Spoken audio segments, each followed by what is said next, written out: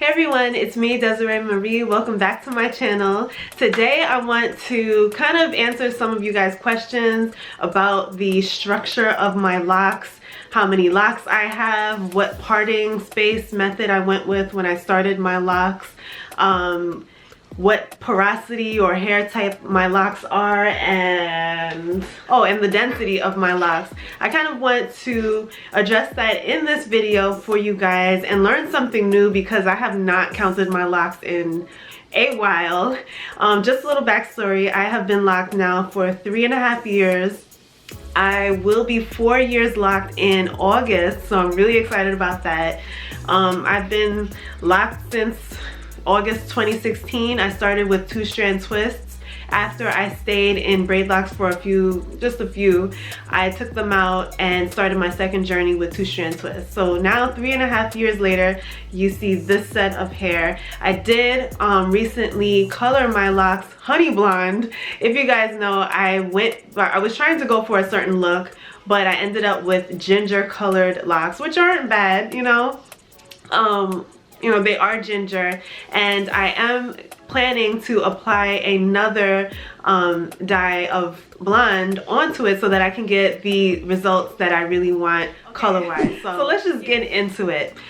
So we're gonna get into, first of all, the parting spaces that I started with when I started my locks. So if you take a look at my locks, you will see that they are completely random, just like my personality. Completely random, spurts of excitement here and just different things all over the place. I did not start with a certain method in mind. I did, however, start in the back when I started my 2-strand twist lock journey. I started in the back. Of course, I started trying to part properly, you know, part straight lines, and make my locks as medium-sized as I could.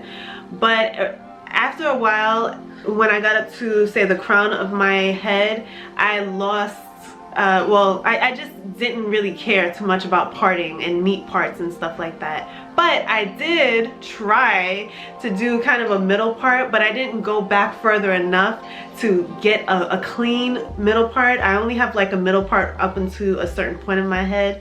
So yeah. Of course, the sides I did part with like the box parting method because I really want the my edges to grow in strong. So I made sure that around the edges I parted bigger spaces because I don't want them to grow thin and eventually snap off. So I wanted to create a solid base for those locks.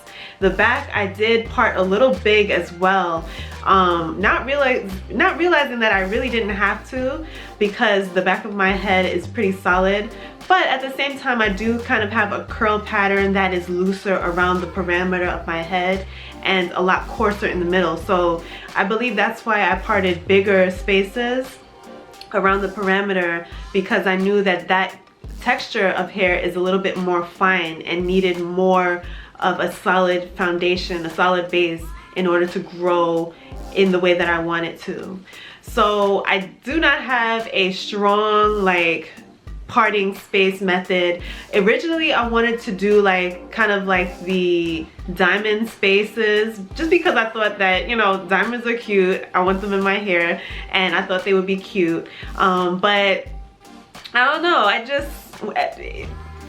DIY'd it and I find that it's fine. It's just fine for me and my personality because I don't normally go for super neat looks anyway. I always kind of have my hair down like this, and I love it. I love the parting spaces that I've got right now because I don't have a perfect parting space. So when I do my hair up, I don't have a perfect square or brick pattern. It's good because I don't want my hair to look completely pristine and precise.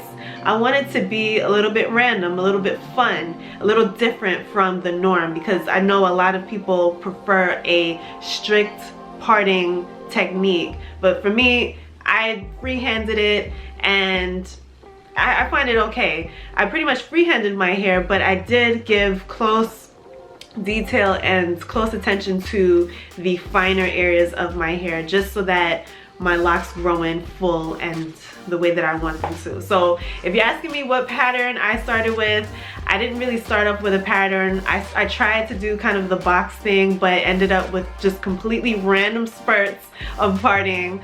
And but I did give detail around the perimeter of my head. My curl pattern. So I don't know the curl, like the hair texture system very much. I know that I've got 4C, but I know I've got a different texture around the perimeter of my head because it is a lot looser. When I was loose natural, I would constantly try my best to style my hair in a way that it didn't look like a mullet. That was my biggest problem, because every style that I had, no matter what, the back of my head would be way longer, drop down longer than the front, and it was just, I didn't like it. So I would constantly be cutting the back, but the back would still grow or stretch down. I don't know. I really don't know if you ask me right now. But a mullet was the thing that I was fighting the most with my loose natural hair journey. So I've got different textures. I know that the middle is very coarse, and I know that that is more of a 4C texture zone. But around the perimeters, it might be kind of a B, like it might be a bit of a B texture, because it is not a Z zigzag curl, but it's more of a it's more of a, I don't know, it's not a Z, but it's more of a curl rather than like a kinky texture. It's more of a curly texture, especially when it's wet. So I've got 4C in the middle, but maybe 4B around the parameters.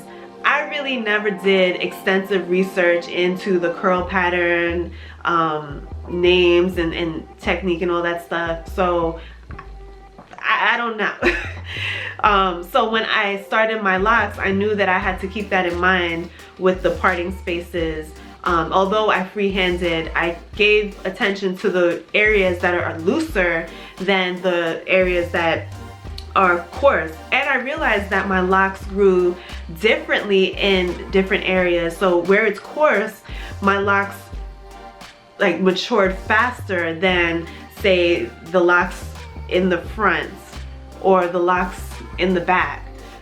The kinkier texture from my hair journey, the kinkier texture grew a lot more mature than around the parameters. So the parameters grew in mature eventually, but it was a lot slower of a process. And I think that's because of the texture of my hair. I could be wrong, but I just think that's the texture of my hair that made the difference. Okay, so density. The density of my hair, I would consider it to be medium density. I don't have thick locks, but I don't have thin locks. So it's kind of in between. And each lock is like pencil, like pencil width. Even though I have different thicknesses around my head, I have all different sizes of locks, but they all measure to medium. None are thick and none, well, I do have some that are thin. Like I have just very few that are thin, and eventually I might go ahead and combine them, but for now it's fine with me. Porosity. Porosity is one thing I know very well. If you guys know, I preach pretty much about porosity. I think that I have low porosity hair just because of the fact that when I moisturize my locks, I have to make sure to take extra strength and extra attention to work the product, the water, whether it be water, oil, product. I have to take extra care to work that product into my hair, or else it will sit on top of my locks. So low density locks are locks that do not absorb moisture very easily as if you were, say, high porosity. High porosity hair absorbs moisture and it loses it just as fast. And normal porosity is one where you have a good balance.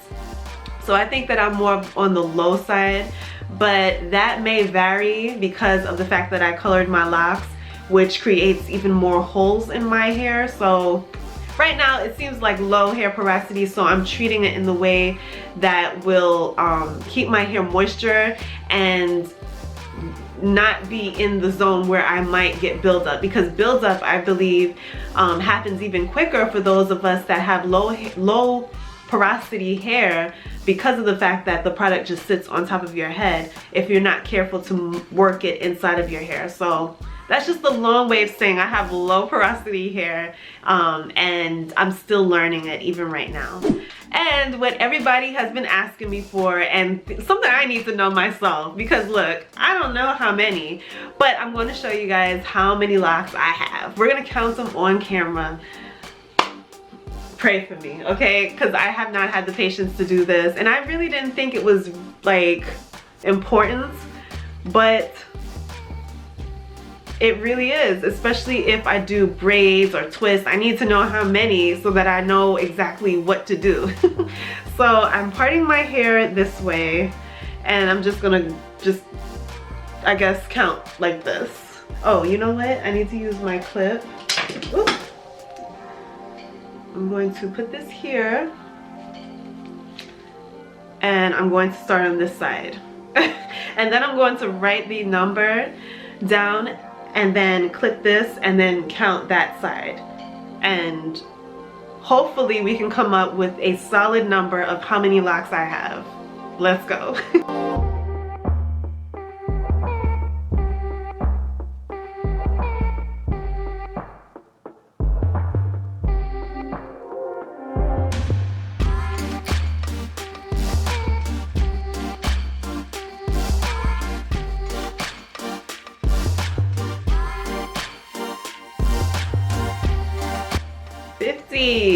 Fifty on one side, 51.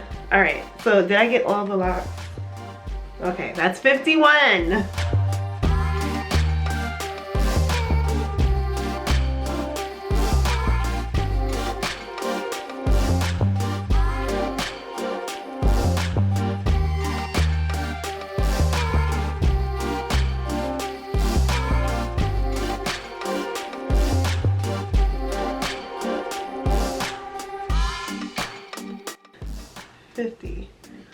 Okay, 50, 51, 52, 53. All right, so 53 plus 51. We've got 104 locks. I thought it was like 110. It's 104. I have an even amount of locks. How did I think that I did not? I don't know why I have problems doing 2-strand twists and having like straight locks. I don't know. Sis be doing some weird things, but I have 104 locks. You guys finally know, and I know now, so I can kind of work my hair the right way the next time I do a style like a 2-strand twist or a braid. Yeah, the last time I did braids, I just took out the braids actually, so this is a braid out. I did do it in a vlog, you guys will see that, and I did apply the braids in a different video, which you guys, all that stuff will be in the description box. But when I did the braids, I did have one area that I had to twist, but other than that, I had nothing but braids, so that's the reason why. Here's a trick question, guys. Okay, so for you guys that are great with math, you guys will probably get this even faster than some.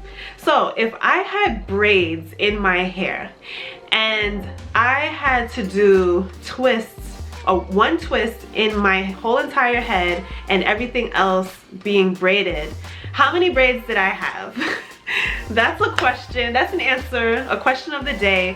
You guys can comment down below. How many braids did I have if I had braids, a head full of braids, except for one area where I had a 2-strand twist? How many braids did I have? Now that you guys know that I've got 104 locks, that will be the question of the day. Anyway guys, thank you guys for watching. I hope that you enjoyed this video and that it helps you along your lock journey. Like I said, I'm not a lock guru, and this is in no way to make you compare yourself to my journey, because no way am I saying that my locks are perfect, and in no way am I saying that I know it all and I have achieved some milestone, because I really am still learning. This is the reason why I bring you guys content. So Please do not compare yourself, but use this video as kind of a measuring stick to maybe some of your goals and some encouragement to see, hey, there are some people that are maybe 3.5 Loc just like me, or you know, maybe you're aspiring to be 3.5 year Locs and you're trying to see what everyone else's journey looks like, and some things that you can look forward to. Just use this as a measuring tool and as motivation. But thank you guys for watching. I hope that you enjoyed. Stay tuned for many more, so subscribe. You gotta subscribe because I upload videos almost each and every day to inspire you and motivate you on your Loc journey. So yeah guys, that's all that I've got for today. Thank you for watching, and I'll see you in the next one. Later guys, bye.